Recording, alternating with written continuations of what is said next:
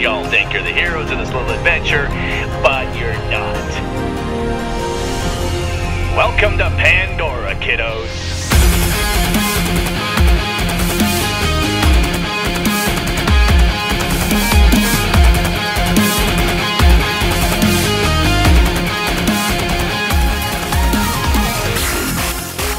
He's going up there, and you can see there's zombie number 1. Now, of course, because this is Minecraft, the second you hit a zombie, everything else in existence is going to come after you.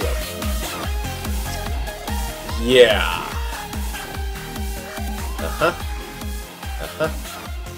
And if I remember right, well, there's plenty of space down here, and that's actually now, you might have just seen it out the corner of your eye here, the world border is also now shrinking. So we missed gold up there, but unfortunately it just comes down to, more mobs, more mobs, more mobs, yet more mobs. The entire length of this cave was just not worth the risk at that point.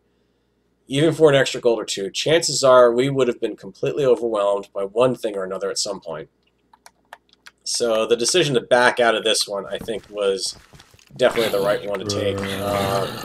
You can see Pikachu goes up here and is starting to go after stuff, but he's going to be very quickly, very lucky with that the skeleton hit the zombie. But here's 4 zombies and a skeleton. Now the downside, of course, to taking the risk is while Pikachu was doing a really good job of clearing things out and taking on a lot of opponents, it was really difficult to keep everyone's health up. I mean, we had apples, we had gold, but we were constantly, I mean, for the whole UHC, the hanging back style of me, I will admit, it's cowardice, if anything. It certainly looks cowardly. I'm not going to dispute anyone for saying that. I mean, to be honest, I did kind of get a little burned by the last UHC after what happened. Even though I held in there for a long time, the last thing I want to do is wind up in a situation where I'm really in the game all on my own like that. But yeah, it is a bit of a problem, and you can see actually I've pulled back far enough now that he's completely out of my render distance. The 3 of us have just said, nope, that cave is no good. And on top of that, we're also now seeing a little bit of that tinge from the border creep in. Now I am over here finally starting to see some signs that there's another team in the area. So if we pop over this way, now obviously I'm not going to see any of the team over here. Now, I haven't quite figured out, I think I figured out when I kind of did a real quick playthrough of this at one point. But you can see whoever there, they've got an enchanting book, or enchanting table, they've got an anvil, they've got everything they need to get all the string in the world that they want, on top of being in a mine shaft, no less. Beds for whatever weird reason they had. So, yeah. They just went straight down, interesting idea, and landed kind of in a pretty good spot here to have a mine shaft. Definitely some advantages there because I think this is also, yeah, this is at 9, level 9, so this is the absolute perfect level to be going into a mine shaft to find diamonds and everything. So unfortunately, between that and a dungeon and whatever was in the dungeon, very, very lucky find for them. Now, we're over here, so we're quasi coming up on them. I kind of jumped back up just to see if Pikachu needed any help getting out of there, but yeah, it just gets eventually to the point where it's just clearly not worth hanging out in that cave much longer, and eventually manages to make his way back out somehow. Oh, he must have, yeah, because he went up through there and then came down through here with the everything else chasing him effectively. So yep, we're gathering back up, and at this point, we got the skeleton and the witch still down there, kind of jumping around. We're at this point saying, okay, we got to go back to the surface. We've got some gold. We've got plenty of kind of what we can underground. We've got our basic enchanting, so we're feeling a little more confident in coming up to the surface and trying to find some stuff up top. Mainly more apples. We're looking for cows for leather for books. We're looking for chickens for feathers. sugarcane, you name it, anything we can get on the surface, we're in the mode of grab it now. Because at this point, it is almost night. If we can just get up here, get some trees down, maybe we'll put together something. So, okay, it's up on top. Time to chop down some more trees. The most exciting thing in all the world. Anvil goes back down. Pretty much anytime we were settling down somewhere, the anvil and the enchanting table was going down. And this quickly became my role through the UHC of, okay, who's got the enchanting table? I do. Who's got the anvil? I do. Who's got the furnace? I do. And it'd just be anvil down, enchanting table down, bookshelf down. And you know what? It is boring as all hell, but frankly, oh, wow, does it work. So long as you're not the person getting killed. And no, that's not a... Well, that could be a spoiler. I don't know. Might be. Might not be. It'll depend on your view of it. So enjoy that. Ha ha ha. So, yeah, we're up on the surface. It's almost night. The world border, as you can see, is starting to close in again. Well, not again. It's constantly closing in. But now I'm kind of feeling, you know what? It's a good thing we got out from underground there, because otherwise we would have been trying to cave through that or tunnel through it. And I don't think it would have gone all that well. So we've got this little cave that was off the stairwell to the side. There wasn't really anything decent left down there, so I'm not too worried that we might have missed anything there. If anything, it would have led us off. And oh, I take that back. It actually would have led us off to a zombie dungeon, and who knows what in the chest? Because unfortunately, replay mod, you can't open up the chests. Oh, if only it were like true spectator mode where you could take a look inside. Okay, so we missed a chance on a zombie dungeon.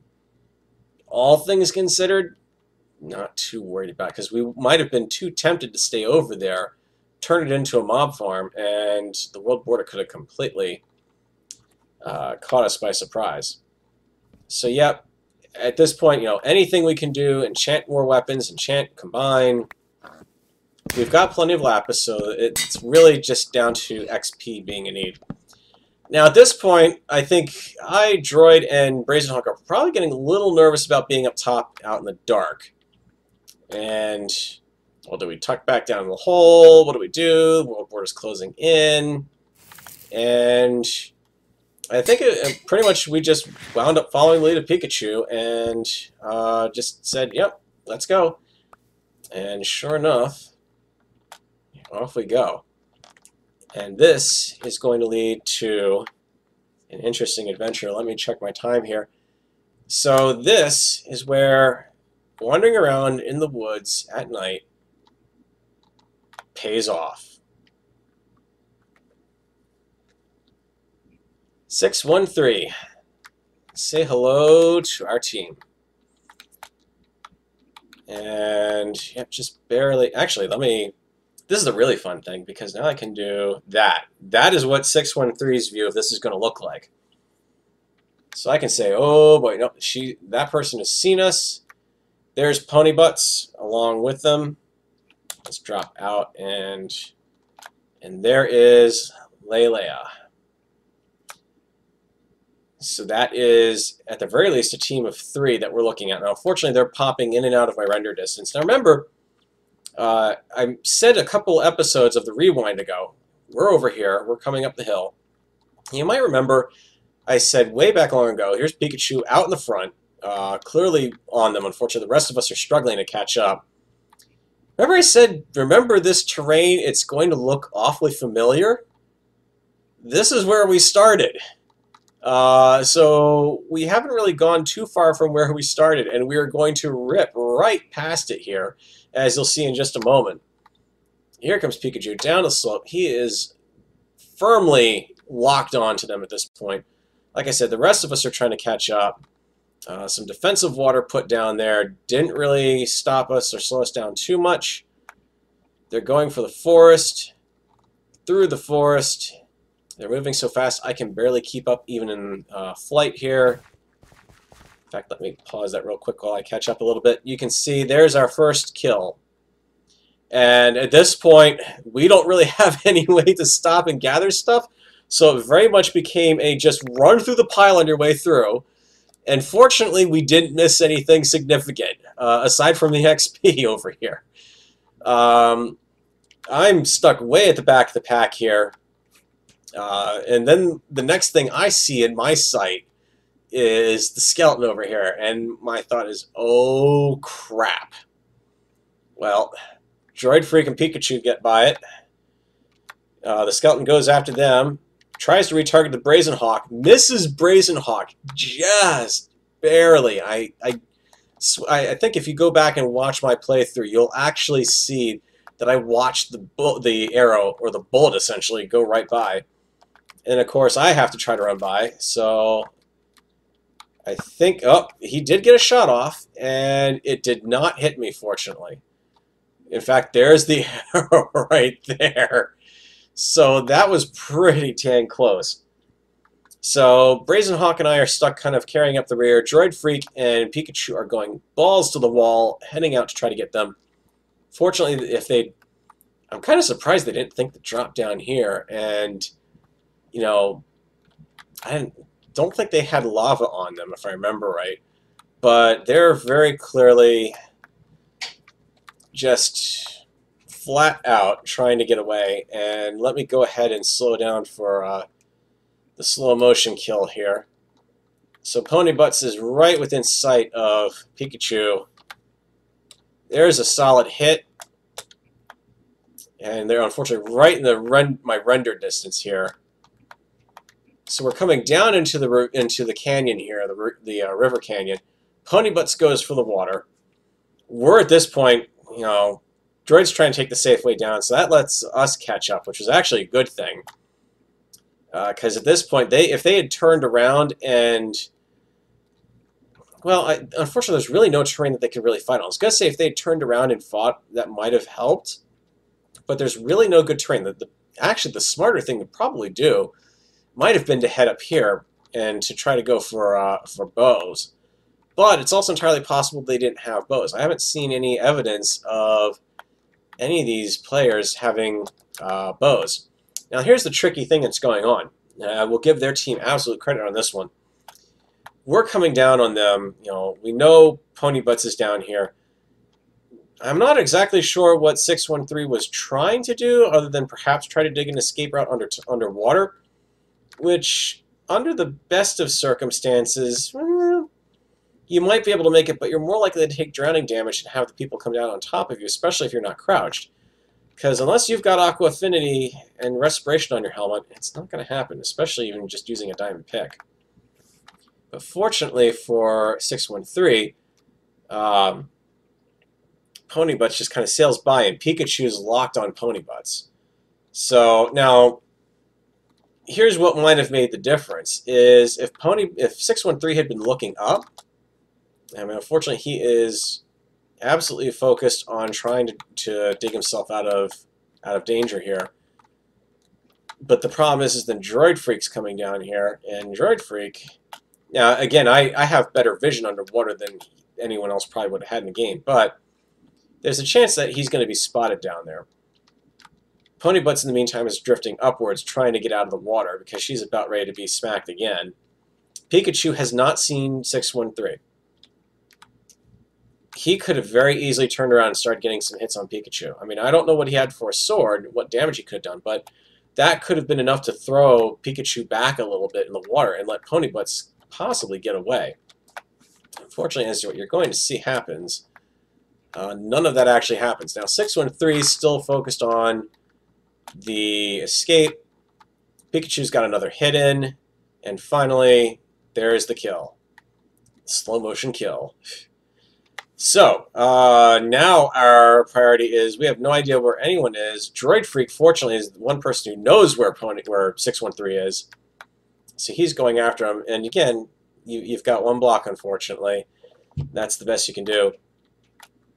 So, diamond pick that we're going to be picking up for certain.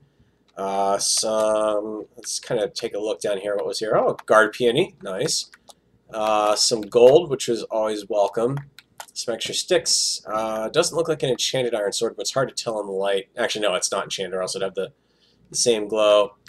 An iron... I don't know why they kept the stone sword around, but not an absolutely stellar haul, but gold and apples.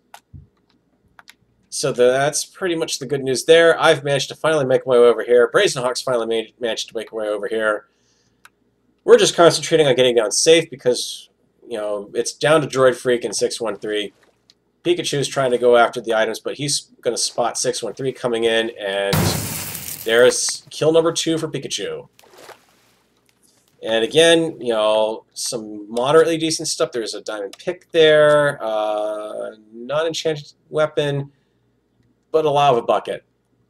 If one of them had put down the lava bucket behind them as they were running away, that probably would have helped a little bit. I mean, it certainly would have made us kind of divert our course, but at the same time, it also could have meant that, you know, the 4 of us would have been teamed up together instead of being spread out like that. So yeah, it's kind of a hard one to call, but otherwise, good fight, guys, and that unfortunately was that entire team, if I remember correctly. But now, as you can see, we've also got access to the feathers that we haven't been able to really find that many of. And they've got gravel for making more flint. And yeah, I'm not seeing any arrows or bows. More lapis that we didn't need. And there's the gold still down there. So now at this point we are in loot recovery mode. 4-member team, and at this point, if I remember correctly, aside from damage Pikachu has taken mob hunting, we're in somewhat decent shape. I think Droid and Brazenhawk are down a little bit. I'm still only down a heart or 2 at most. And yes, I know it's because I was cowering in the back. But you know what? It really does help to have someone who's kind of paying attention to the resources and everything. So let's go ahead and kick this back up to our accelerated speed, because you're not going to see much as we go through loot. Something I do need to keep... Now, at this point, you can also see this is something else I was doing a lot in this UHC, was as the resource gather, it also meant that there's plenty of time for me to kind of stop and look around and just keep an eye out on the horizon for anything. Because one of the worst things that you can do when you're in this sort of situation is to get completely locked on... you know, laser locked on getting everything picked up and figuring out what you want to keep and what you want to get rid of. And you can see right up here, this is one reason why.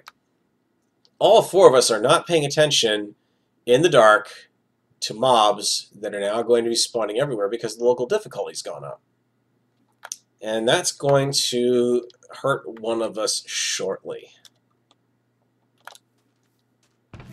So Droid's going to go up there. He's looking for stuff. Up, spider, and zombie, and creeper. I think that was a heart and a half that he took on that one, but, you know, unfortunately it is what it is. Plop everything down again, and start enchanting and combining some more. And that strategy certainly paid off dividends. I mean, the fact that up in here was Droid trying to go after the skeleton, unfortunately, the smart move really probably would have been to just leave it alone. It wasn't hurting anyone at that point, and took some damage from that too. Actually, 2 arrows that I can see there. But yeah, eventually we do have to deal with them, and that means risking more damage. So, enchanting, combining stuff, and that crap, the bookshelf there.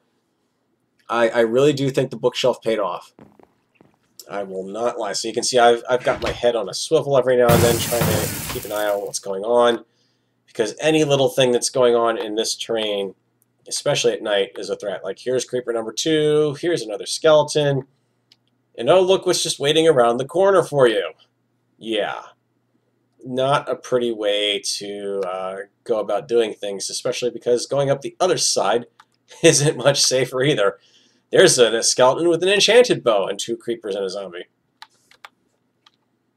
I can't remember which way we actually wound up leaving this this area. I don't think we went up past any of the things, but I could be wrong. Yep, head on a swivel, and then as soon as we're good, let's pick up everything and sort stuff out. At that point, I've got the lava bucket on me, so yep, burn it. And we're done. So Brazenhawk's going to go up here. Fortunately, not...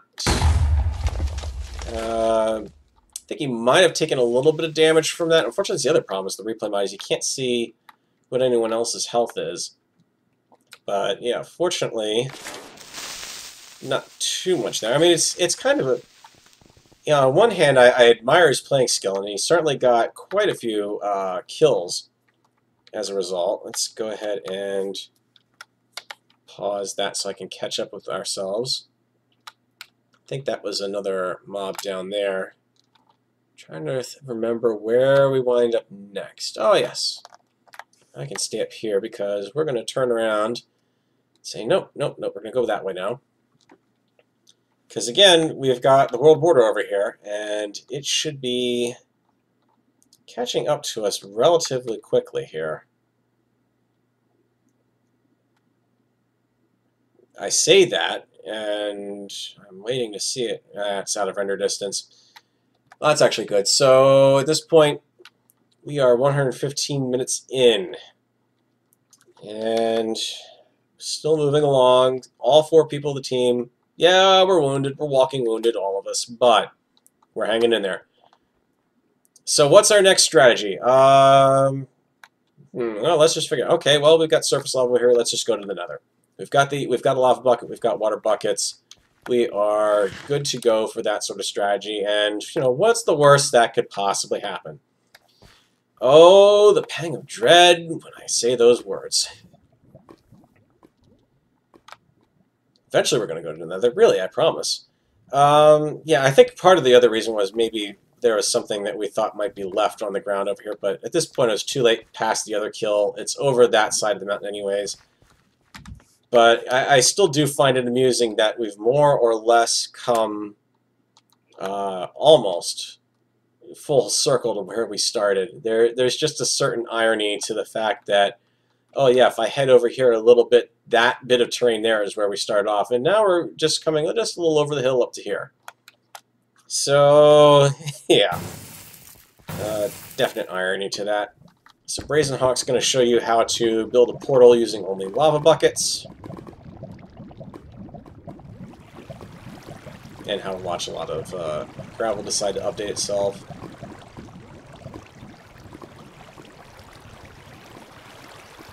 So there you go. Okay, so at this point we are now at the area where we say, yep, we've got a portal. What do we have left for enchanting that we've got to do? Nothing much. Who's going to go through first? Always the fun question. And in all honesty, I really should have volunteered myself to go first, but I had the most health. But you kind of get in that other mindset of, I've got the most health, I've got the most to lose then. So you can see I'm doing some inventory management real quick here, because at this point that was becoming an issue. And we're all going to gather up here by the portal and say, what are we going to do? Who's going to go through first? Who's going to be the lucky person? Who wants to step through first? I don't know. Pikachu doesn't know. Brazen Hawk doesn't know. Droid's going to go for it, right? You're going to go for it, Droid, right? No problems, right? We're good. You see, Brazen Hawk's got a... that's where we're trying to decide. Then Droid just says, that's it, I'm going. So Droid goes through. How's the water over there, Droid? Pretty good. Okay, let's actually go through. Now we get to go into the nether.